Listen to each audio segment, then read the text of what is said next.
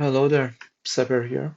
I want to showcase my Nerf Gun controller, which I made 2 years ago in 2022 with C++ and two Arduino microcontrollers, which works on every game that is compatible with mouse and keyboard, either on consoles or PC. The gun is connected via a USB connection to the laptop, and everything you do with the gun, it will happen in game. Aim, it will aim in game.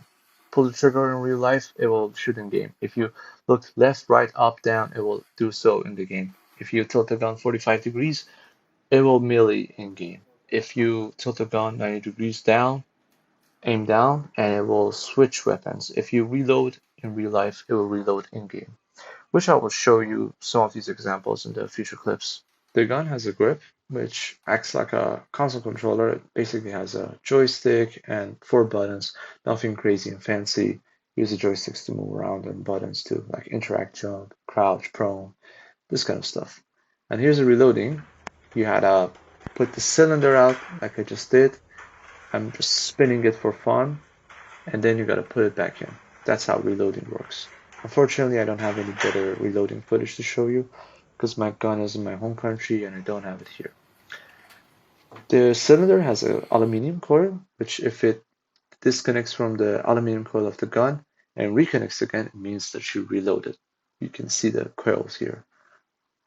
Here's how you can change weapons. Basically, you gotta aim down the gun 90 degrees.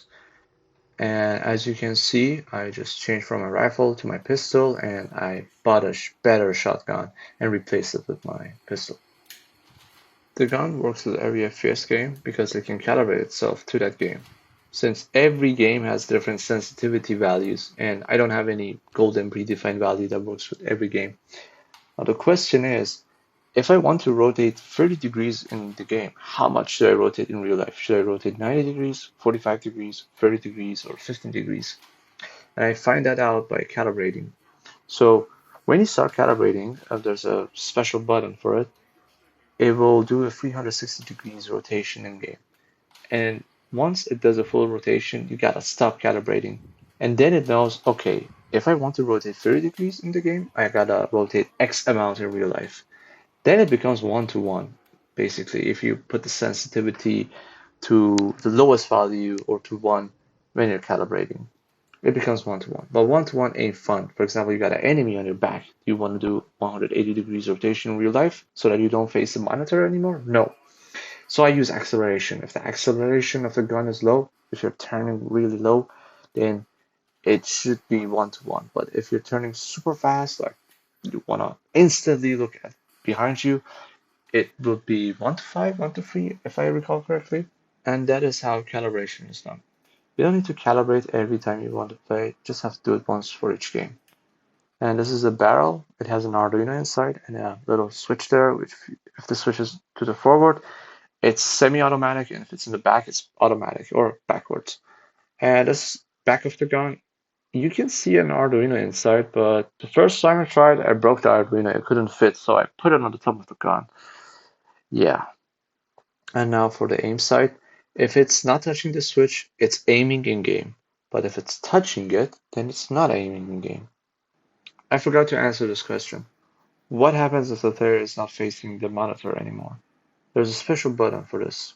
Once the player holds that button, holds that gun button, the gun will no longer rotate the camera of the game. So then you can reposition and face the monitor. Basically like how mouse works. You pick up the mouse and position it. That's the purpose of that button. I tried this controller on Minecraft's Xbox One's Minecraft and also on Apex Legends and Call of Duty Warzone on PlayStation 4. These consoles were from my friends, not mine. And I also tried it on Left 4 Dead 2 on my laptop, which was a blast. Honestly, this control doesn't work really well with competitive multiplayer games because, especially battle royale games, because if you die there, then you gotta wait like 5, 10, 15, 20 minutes to play the next match. So dying there is awful. But on casual multiplayer games or co-op, cooperative, or single player games, it's such a blast. It's pretty immersive and fun.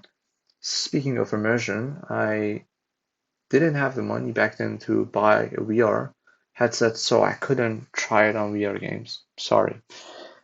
It's still a mystery if the VR games support it or not. If they support mouse and keyboard, then it will work. Alright, that's about it.